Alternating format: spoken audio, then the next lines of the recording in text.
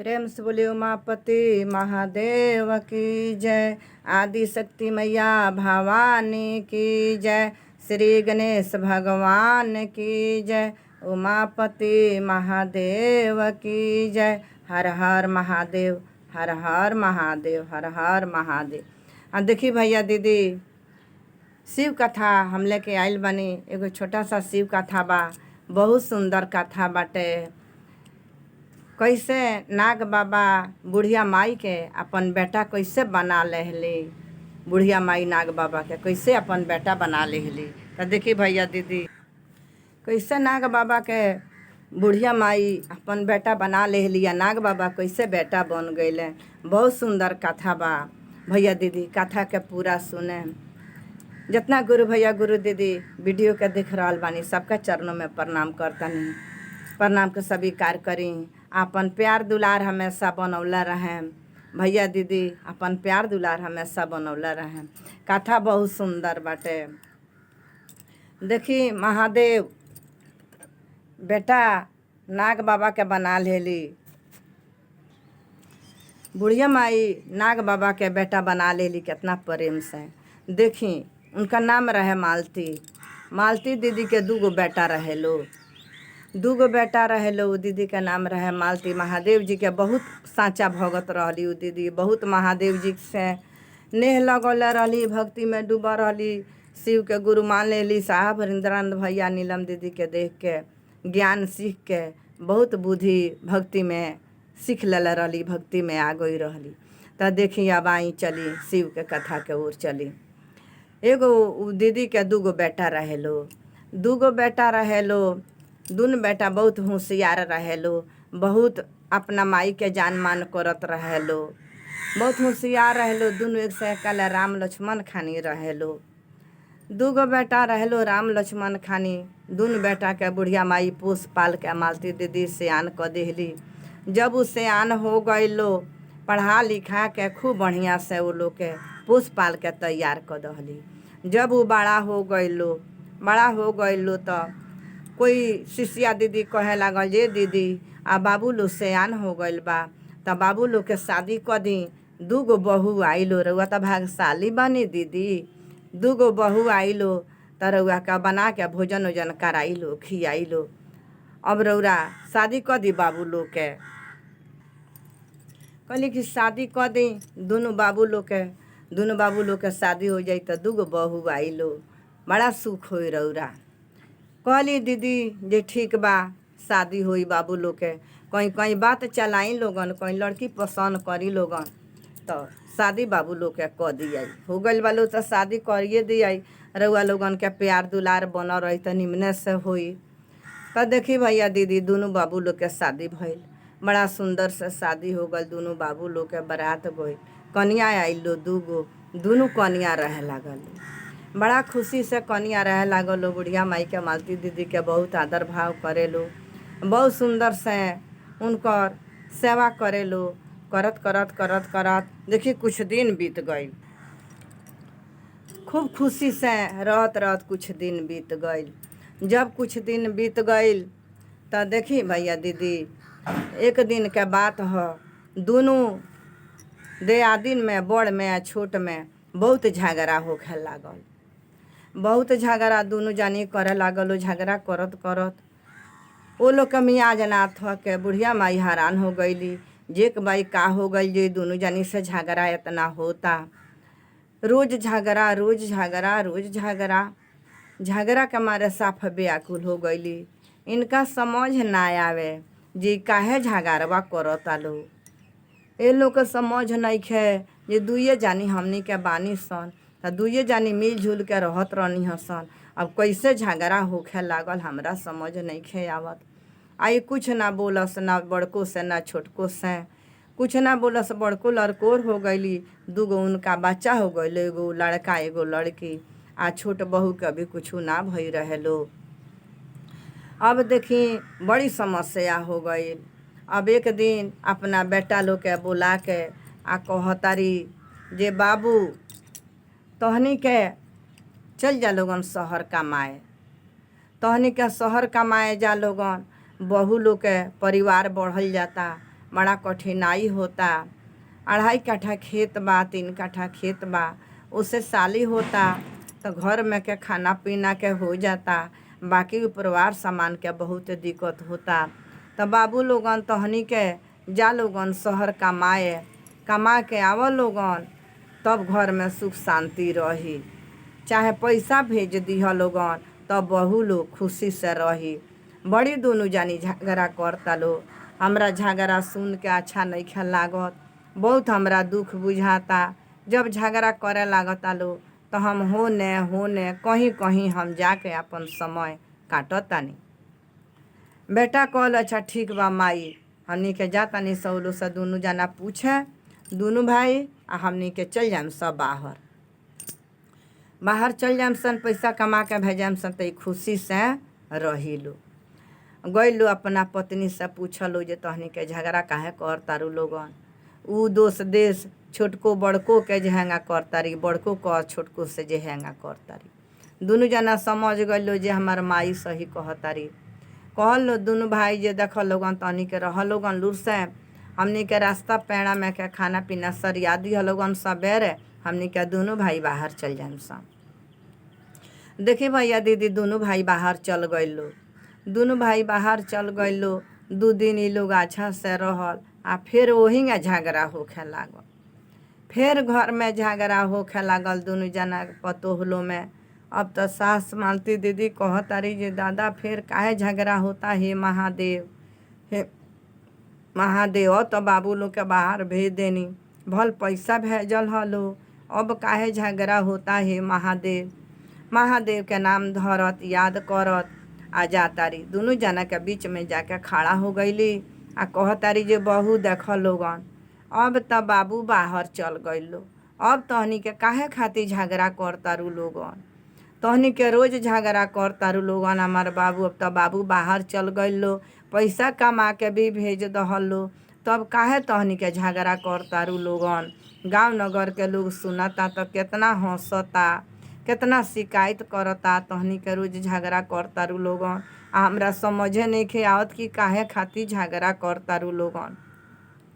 तो एगो हमार बात माना लोगन, हमरा देखे से एके गो लौकता, एक में खाना बनता, ओही से तहनी के झगड़ा करतारू लोगन।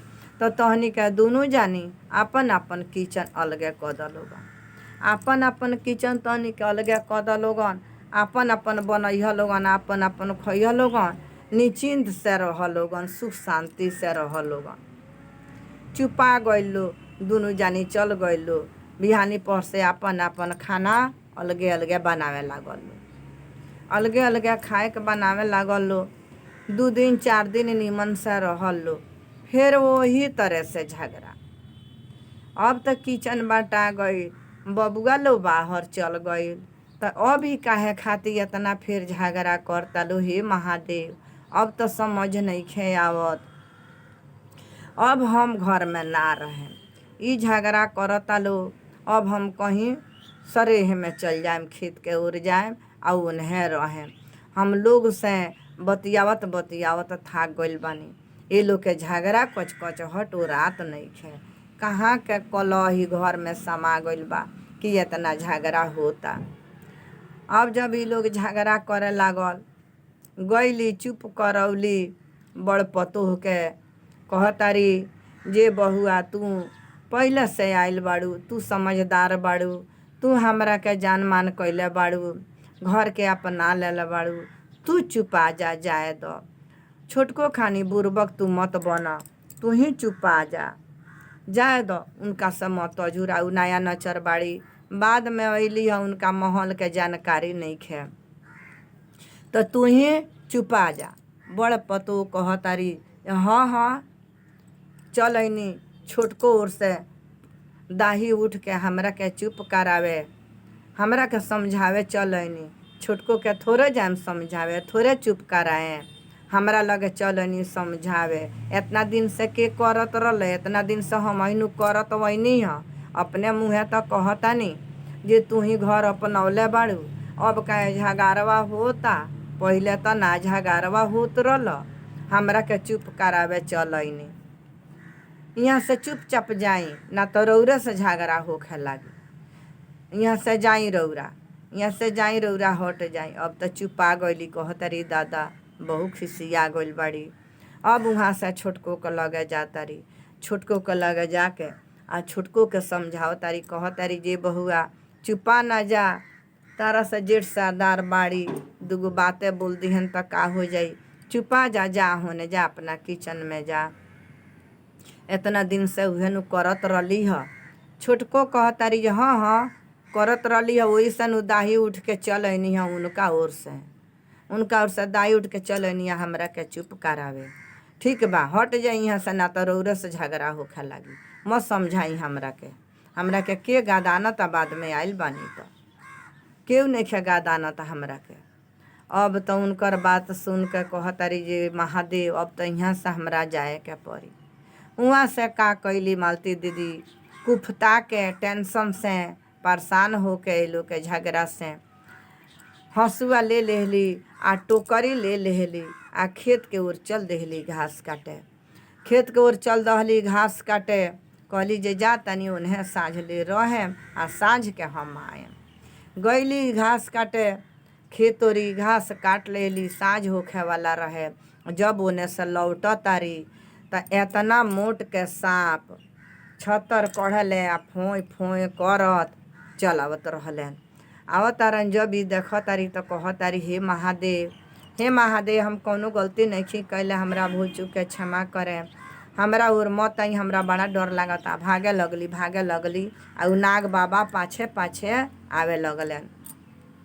जब मालती दीदी कुछ दूर गईली तब नाग बाबा कहतारन जे बुढ़िया माई अरे रौरा मत भागी, तनी हमार बात सुनी, रौरा मत भागी, हम कौनो जियान ना करे, हम रौरा के ना काटेम ना जियान करम, हम कोई के नुकसान ना करी ने, हे बुढ़िया माई रौरा रुक जाई।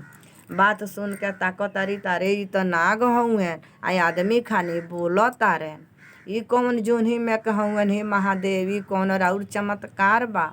रुक गईली, रुक के आ कर जोर लली, कहतारी हे नाग बाबा हमरा से कौनो गलती भइल होई तो क्षमा करी, हमरा बड़ा डर लागताटे।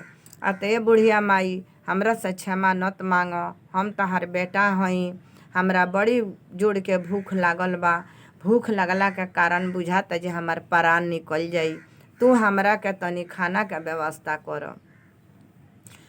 अब जब बुढ़िया माई सुनतारी तो कहतारी जे बाबू अरे तू कहतार खाना हमके व्यवस्था कर, तू नाग बाबा हुआ तो खाना खइब केंगा, तू अनाज खइब केंगा।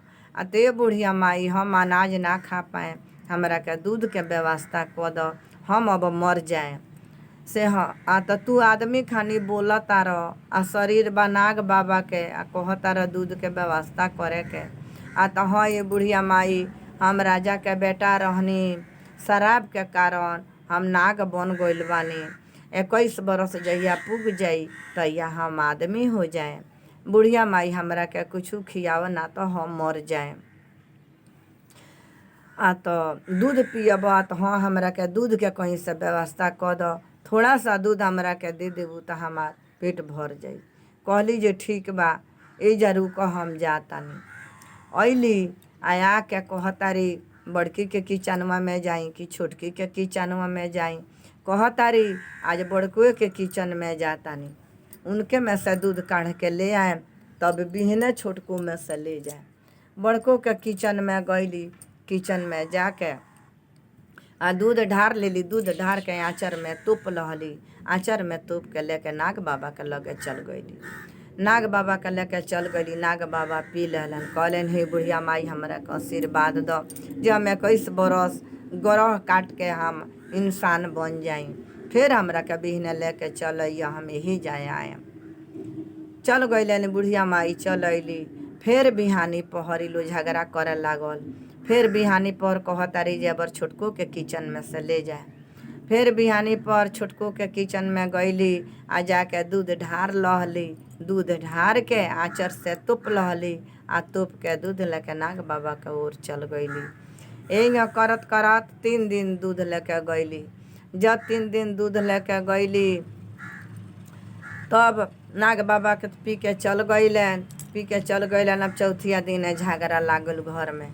दोनों जानी झगड़ा करे लागल लो जे हमार दूध चोरा के पी जाती है, ऊ कह जे तू पी जाता रू, ऊ कह कि तू पी जाता रू। दोनों जानी यही तरह से झगड़ा कर लो जे दूध हमार पी जाता लो। तो देखी भैया दीदी, अब तो कह तारी हम काहे के राउर दूध ले जाई, हमरा दूध बढ़ले बा, ऊ कसम तोर दूध काहे के छुई। तब दोनों जानी सोचता लो जे दूध का हो जाता, ई कहतारी हम नहीं खिंचुअत, हम कहतानी हम नहीं खिंचुअत, तो ई दूध हो का जाता। कहतारी बड़को अच्छा बिहने हम पहरा करेम जे दूध हमार का हो जाता। माँ जी किचन में जाई ने कहीं उहे लेके जात हो के खा घालत हो खे।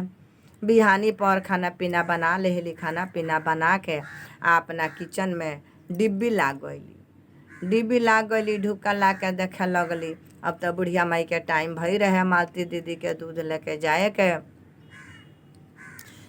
देखी अब गईली किचन में जा तारी, दूध ढार के आँचर में तुप के लेके बहर तारी।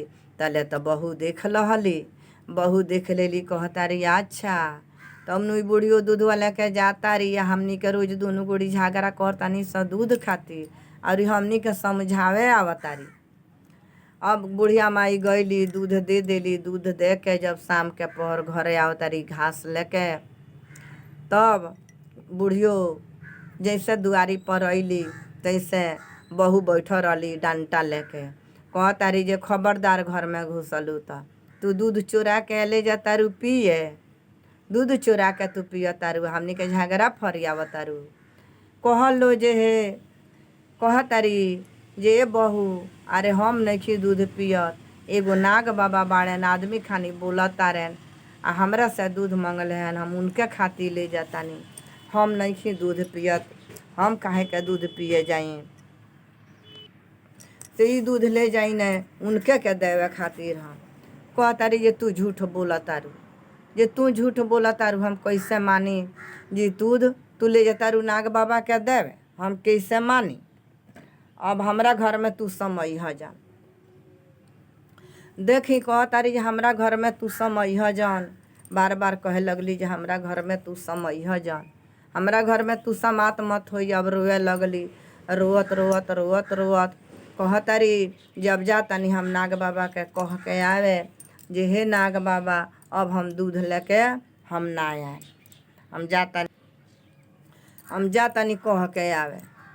अब वहाँ से जा तारी दौड़ल नाग बाबा के लगे, तो नाग बाबा वो दिन ओई जान बैठ रहलन, ओई जा बैठ रहलन। तब कहतारी जे हे नाग बाबा अब हम दूध ना ले आएम, हमरा के घर में से भगा देले बालो, अब तू जा मत अइह, बिहने से हम दूध कौनो देश में निकल जातानी। कहतारन जे बुढ़िया माई हमरा के मरत रहनी तो दूध पिया के जिंदा कैले बड़ू, तू हमरा संगे चल। आ तो कहाँ, आ तो हम एगो कुटी में रही ने, ओइजा साधु बाबा एगो रहले हन, गाय रखले रहले हन। हम हमार बपसी जब हमार जन्म भई तो जंगल में बिग दहलन, आ वहाँ से चल चल चल चलत कुटी में चल अइनी। तो उ नाग बाबा हमरा के साधु बाबा हमरा के पालन पोषण कैलन, गाय दुहत रहलन, हमरा के अपना दूध डाल दे हम पीली, वही जन हम पोसाइल बानी। अब उ साधु बाबा मर गइल बाड़े, यही से हमने भाग के अइनी है जे तू हमरा के पोसलू ह। ओइ जा चल, गाय बिया सब चीज भरल बा, तारा कौनो दुख ना होई, हमरा संगे तू चल, गाय के दुहिया तूहू खइया हमहू खाएम।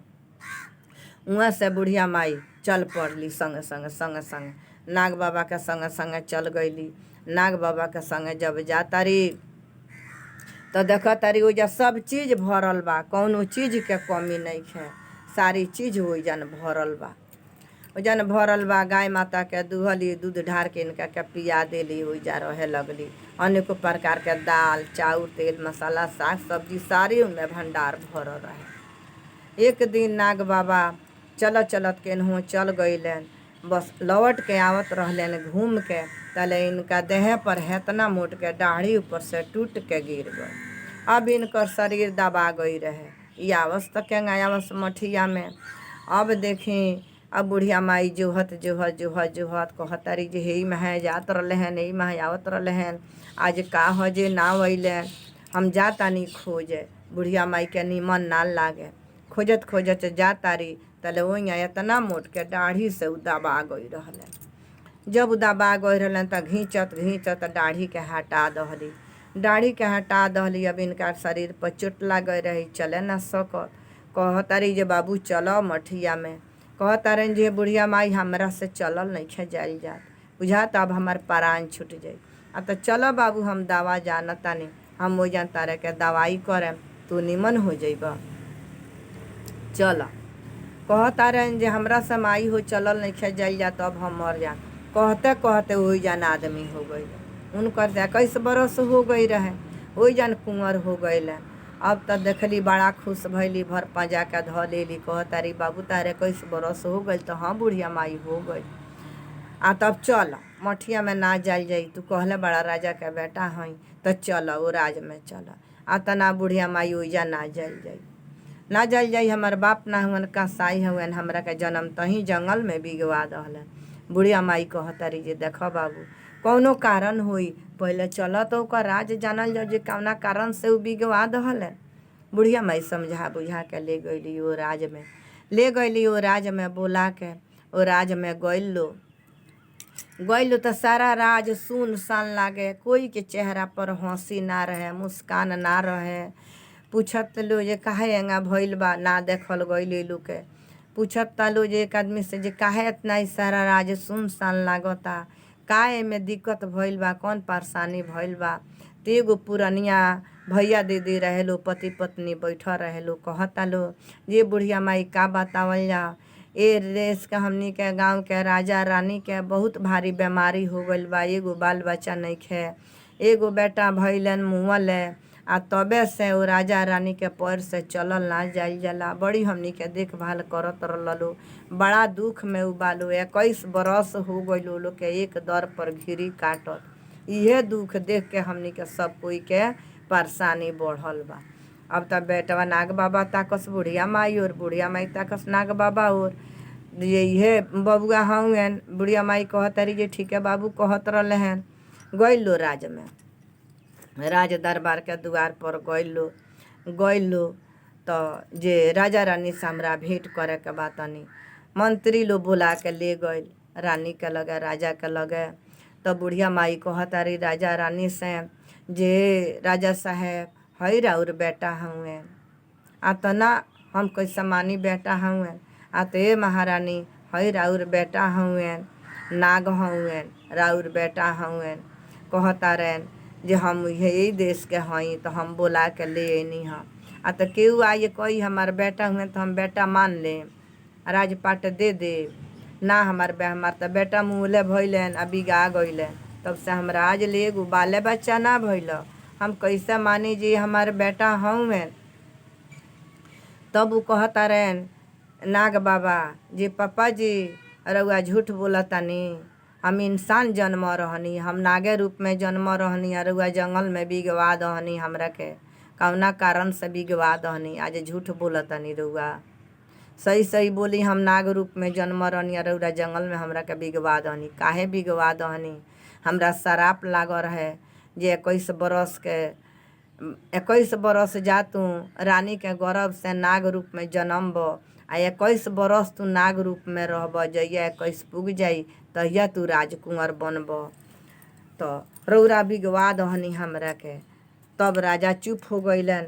राजा चुपा के कहतारन बात सही बा, बात सही बा। तब मुँह कारी ताके लगलन आ कहतारन अच्छा हमरा गलती के क्षमा कर, अब तो हम बिगवा दहनी। ई बुढ़िया माई हमरा के पालन पोषण कैली है, जीवन दान दिली है, ना तो हम नागे रूप में मर गई रहती। तब जाके अपना पापा जी के गोड़ लागतारन, तले उनकर दुख निमन हो गई। जब माई के गोड़ लागतारन तो उनकर दुख निमन हो गई। दुनू जना निमन हो गइलू। आ भर आकवारी के धल हलो, भर आकवारी के धल हलो। अब देखी जो जा खुशी से रहे लागल, खुशी के दिया जरे लागल, दीप जरे लागल। मार सारा राज में खुशहाली फैल गई। बुढ़िया माता के राज माता के नाम से घोषित क दहलो जे राज माता हई। अब देखी एजा बुढ़िया माई खुशी से रहे लगली। अब ओइजन बेटा लो जब बाहर से घरे आवता तो कहता हमार माई कहाँ बाड़ी, माई कहाँ बाड़ी। आ त रउरा माई के हमनी के भागा देहनी सन। सही सही बोलल लो, दूध चोरा के पियत रहली ह। आ कहत रहली ह जे नाग बाबा के पियावे जाता नहीं। ये बताई कहीं नाग बाबा दूध पिए लेन, चुरा के पियत रही, ओइसे खीस बरल तो हमनी के भगा देनी सन। अब वहाँ से पत्नी के अपना अपना छोड़ दहलो आ माई के खोजे लागलो। माई के खोजत खोजत आइलो, यही गाँव में आइलो तो लोग बतावल जे हाँ एगो बुढ़िया माई यही महा एगो लइका के संगे गईली ह आ बड़ा सुंदर उ लइका बाड़े, राजकुंवर खानी बाड़े, उहे बुला के लेके गईले हैं। राजमहल में गईले लो तो ओइ जन माई रहली, भेंट भइल, बुला के ले जाए के कहत रहे लो। तो ये राजकुंवर नाग बाबा कहस के बुढ़िया माई ना जइहन, हमरा के जीवन दान देले बाड़ी, हम ना जाए देम बुढ़िया माई के, हमरा लगे रहियन। तब राजा रानी कहता लो जे बाबू देख बाबू नइखन जाए देत तो तहनी के जा लोगन अपना बाल बच्चा के ले आवा लोगन, हमनिए के राज में रहिया लोगन, आधा राजपाट दे देम, तनी के कमैया लोगन, खैया लोगन।